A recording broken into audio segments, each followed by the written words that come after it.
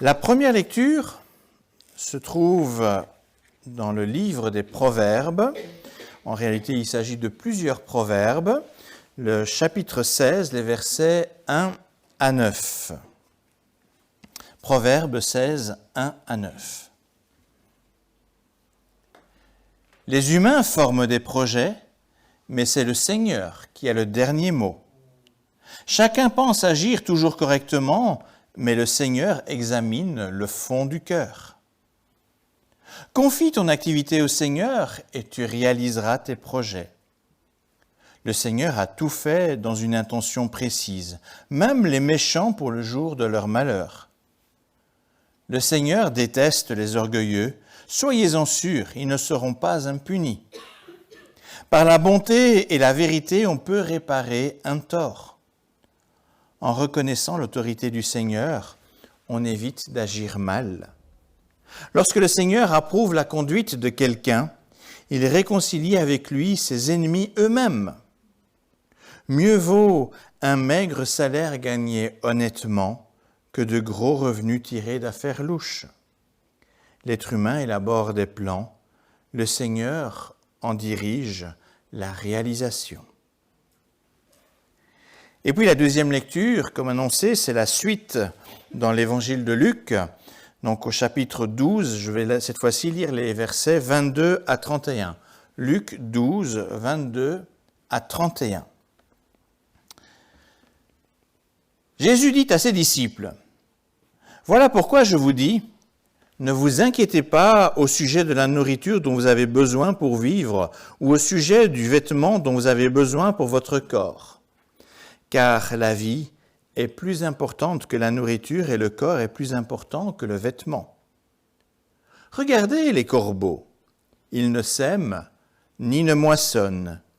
Ils n'ont ni cave à provisions ni grenier, mais Dieu les nourrit. Vous valez tellement plus que les oiseaux. Qui d'entre vous parvient par ses soucis à prolonger un peu la durée de sa vie? Si donc vous ne pouvez rien pour ce qui est très peu de choses, pourquoi vous inquiétez-vous au sujet du reste? Regardez comment poussent les fleurs des champs. Elles ne travaillent pas et ne tissent pas de vêtements. Pourtant, je vous le dis, même Salomon, avec toute sa richesse, n'a pas eu de vêtements aussi beaux qu'une seule de ces fleurs des champs. Dieu habille ainsi l'herbe qui est dans les champs aujourd'hui et qui demain sera jetée au feu. À combien plus forte raison vous habillera-t-il vous-même, comme votre foi en lui est faible?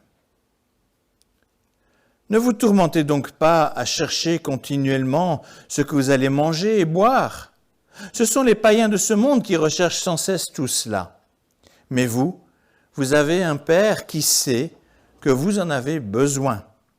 Cherchez d'abord le règne de Dieu, et Dieu vous accordera aussi le reste. Le passage vers l'an 9, c'est l'occasion de nous souhaiter, nous adresser nos meilleurs vœux. Et certains prennent encore le temps d'envoyer des belles cartes par la poste. Et je profite de l'occasion pour remercier ceux qui m'ont en envoyé une. Je dois reconnaître que je ne suis pas de ceux qui perpétuent fidèlement cette belle tradition, mais je dois quand même reconnaître la joie que procure le fait d'en recevoir une. Alors merci à ceux qui en ont envoyé une. Alors que ce soit par écrit, ou que ce soit oralement, nous émettons des souhaits divers. Bien sûr, le hit parade est toujours, encore et toujours, je te souhaite une bonne santé. Voilà, je ne me trompe pas beaucoup. Il y a bien entendu des souhaits qu'on n'ose pas dire tout haut et adresser aux autres. Mais nous avons aussi des souhaits plus personnels pour nous-mêmes, certains souhaits secrets qu'on n'oserait jamais dire à quelqu'un d'autre. Un peu avant Noël, j'ai lu une déclaration d'un théologien américain. Or, je vous avoue que je me souviens pas des mots précis qu'il a utilisés, c'est en anglais en plus. Mais globalement, cela disait « Ce que les gens souhaitent pour eux-mêmes est souvent la pire chose qui puisse leur arriver. Alors, à première lecture, je vous avoue que celle-là m'a fortement surpris. Et cette phrase, en fait, a trotté dans ma tête pendant plusieurs jours. Quand je dis plusieurs jours, pendant 2 semaines. Hein. Et plus j'y pensais, et plus je me rendais compte qu'elle était assez pertinente, en tout cas suffisamment pour en faire une prédication ce matin. De fait, quand la priorité n'est pas donnée à Dieu, nos désirs se tournent vers des idoles de toutes sortes. Et toute idole, c'est-à-dire toute chose qui prend la place qui revient à Dieu, mais nous éloigne en fait, de la source de vie et de joie. Cela entraîne donc, de fait, le pire qui puisse nous arriver. Et donc, quand il dit ce que les gens souhaitent pour eux-mêmes est souvent la pire chose qui puisse leur arriver, bien souvent, c'est juste. Mais quel vœu alors serait le plus indiqué pour débuter cette année ? Jésus répond à cette question. On vient de le chanter. Cherchez d'abord le règne de Dieu et Dieu vous accordera aussi le reste. Ce matin, en ce début d'année, je souhaite prendre un peu de temps avec vous pour réfléchir à cela. Et je structure la suite en 3 points. Un constat, 2 invitations et 3 promesses. Après quoi, je conclurai. Alors commençons avec le premier de ces 3 points, un constat. Malgré tous les vœux que nous nous adressons avec bienveillance chaque année, mais nous voyons autour de nous toujours plus de personnes insatisfaites de leur situation ou de leur vie. Toujours plus de personnes fatiguées par un contexte éreintant ou une surcharge physique, psychique ou encore toujours plus de personnes anxieuses pour leur avenir proche ou lointain, inquiètes pour le prix de l'énergie ou les factures qui augmentent, dans l'incertitude de pouvoir acquérir un logement familial. Malgré un travail à temps plein, beaucoup sont tentés par un travail complémentaire pour continuer à assurer un train de vie confortable. D'autres acceptent des contrats de travail, certes, au salaire alléchant, mais avec en contrepartie un stress et une pression que peu peuvent supporter bien longtemps. À cela s'ajoute aussi une pression sociale qui nous susurre à l'oreille qu'il faut des loisirs et des sports coûteux, le ski par exemple, pour donner une image de prospérité et d'équilibre. Mais nous n'y trompons pas.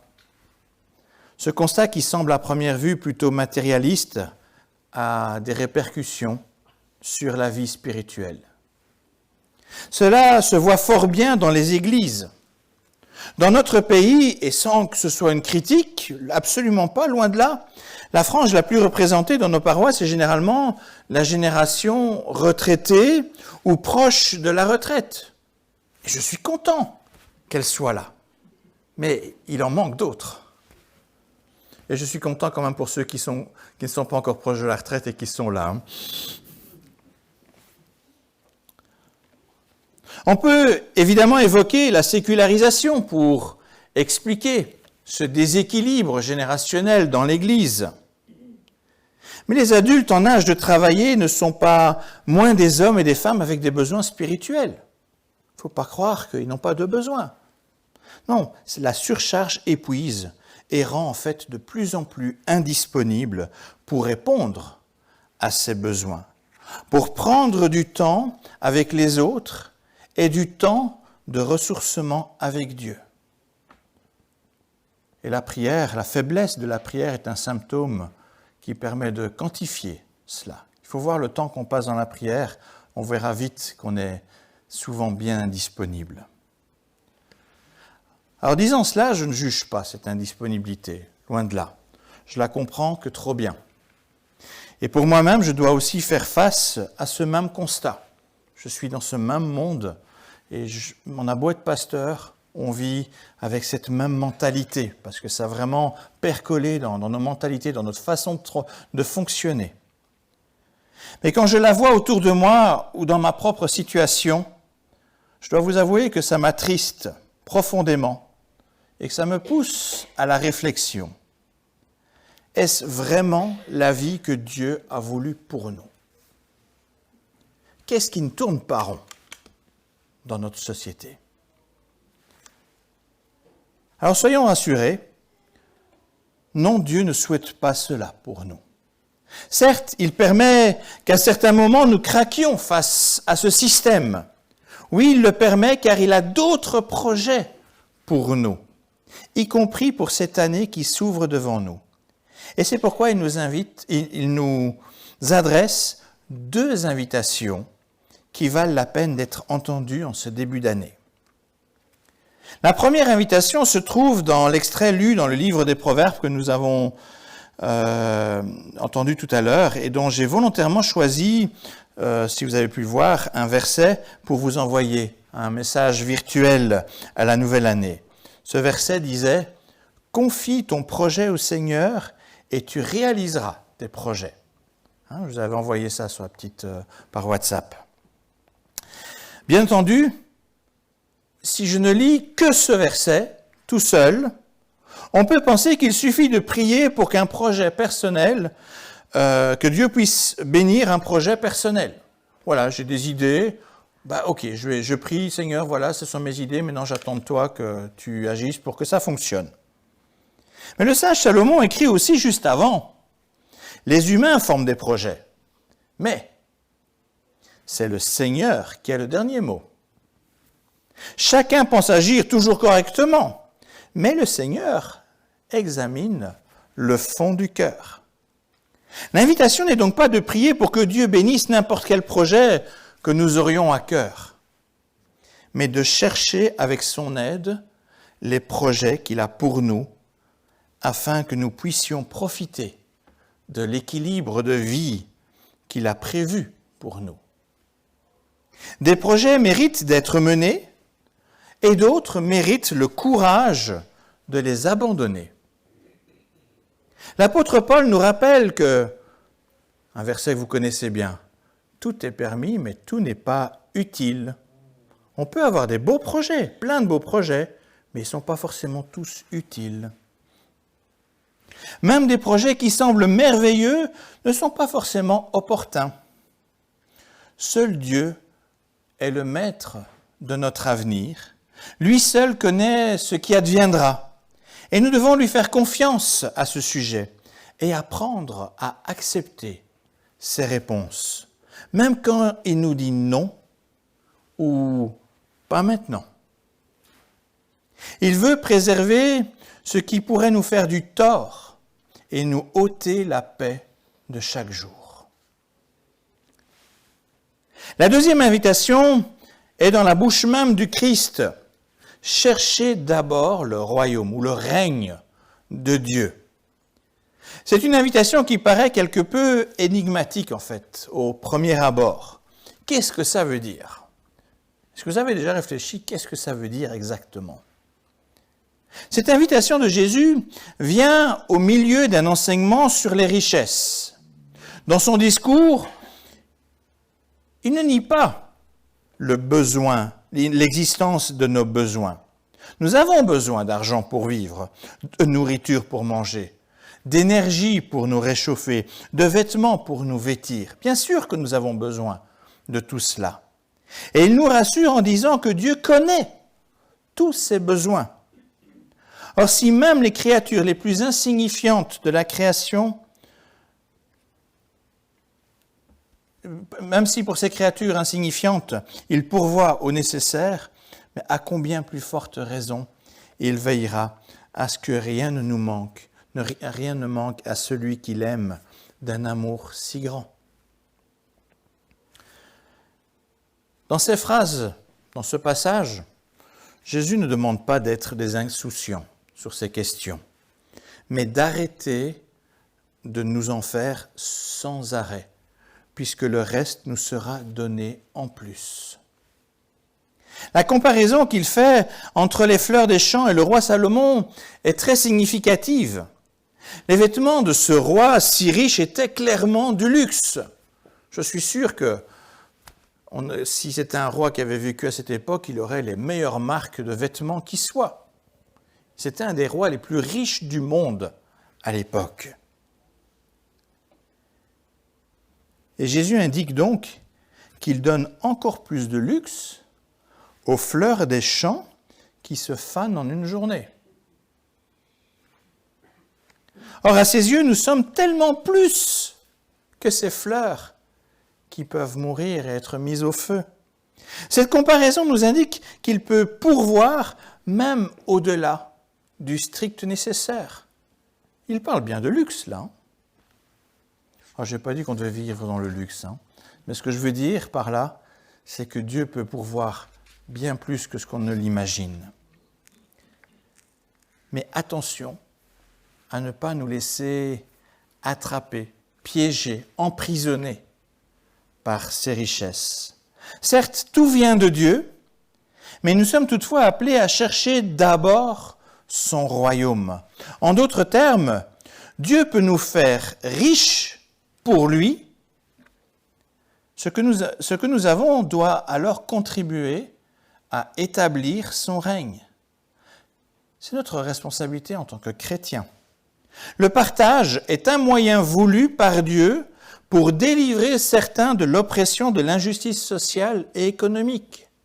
On peut être franchement riche parce que Dieu nous bénit et nous donne ses richesses, mais il nous fait riches pour Dieu, pour lui, aussi pour le partage, pour que nous regardions autour de nous.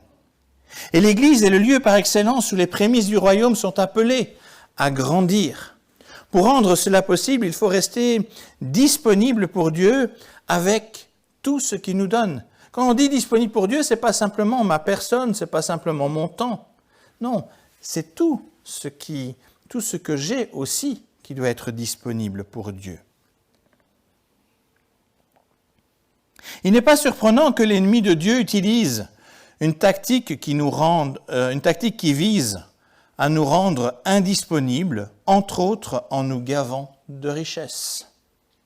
C'est un cercle vicieux pour empêcher le règne de Dieu.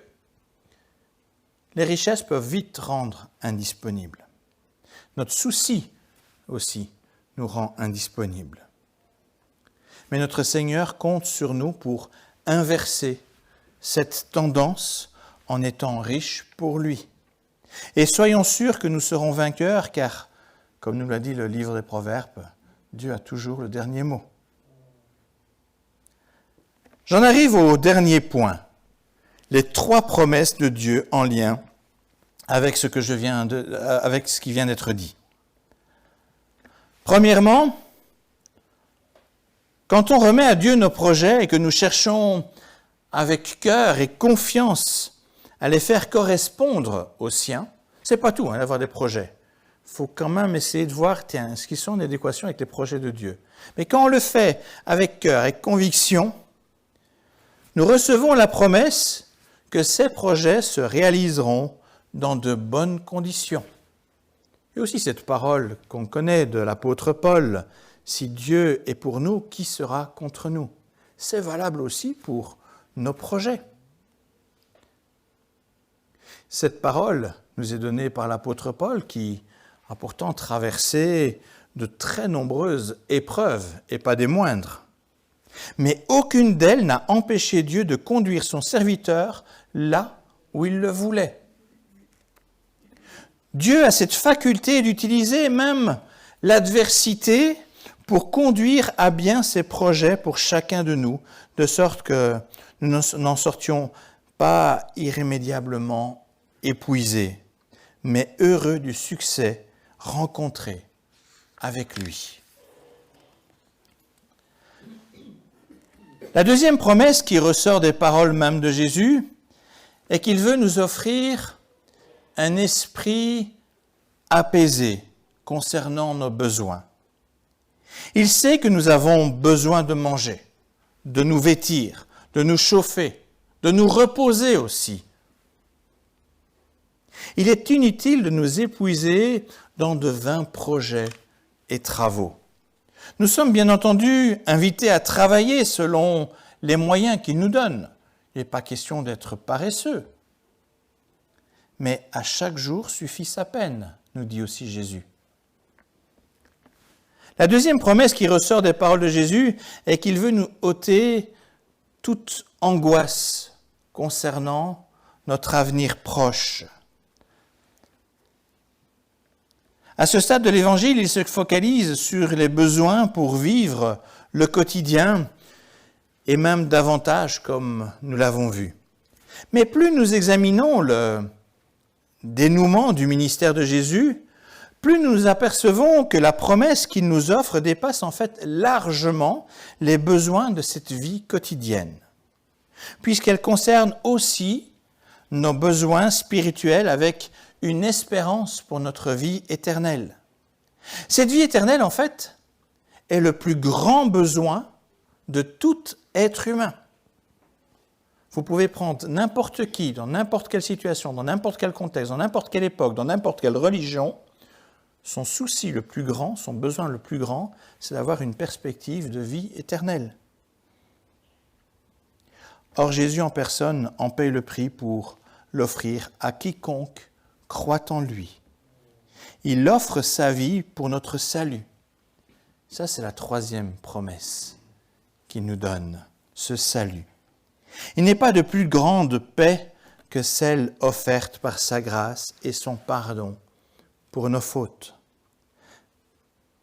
C'est cette promesse qui nous garantit un avenir, pas simplement proche, mais un avenir éternel, heureux. Nous recevons de lui un esprit apaisé pour notre avenir et même après notre mort terrestre. Si Jésus consent ce prix exorbitant par amour pour nous, soyons certains que tout le reste n'est que peu de choses en comparaison. Il est le maître de la vie passée, présente et à venir. Nous ne devons pas craindre les temps à venir, pas craindre l'année qui s'ouvre devant nous comme beaucoup la redoutent. Quand j'ouvre la presse pour le moment, je vois beaucoup d'articles qui montrent toute l'incertitude qui est chez les gens. L'incertitude d'une bourse très volatile, l'incertitude par rapport à la guerre, l'incertitude par rapport à l'approvisionnement énergétique. C'est plein d'incertitudes. Mais nous ne devons pas craindre cette année qui s'ouvre devant nous. Aucune inquiétude ne nous permettra d'ajouter un seul jour à notre vie. Seul Christ a ce pouvoir.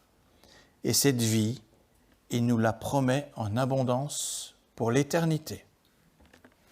Alors imaginons un instant que Dieu nous envoie une carte de vœux du ciel. Pas celle du Père Noël, pas celle de Saint-Nicolas. Dieu en personne nous envoie une carte du ciel. Et il nous écrirait ceci. À toi, mon cher enfant, que j'aime de tout mon cœur, je t'offre un avenir radieux dans mon royaume. N'oublie pas cette priorité. Pour cette année, je te souhaite que tu me gardes précieusement dans ton cœur afin que tu goûtes à ma paix. Je sais bien quel projet je forme pour toi, et je te l'affirme, ce ne sont pas des projets de malheur, mais des projets de bonheur. Je veux te donner un avenir à espérer. Ton dévoué Père. Amen.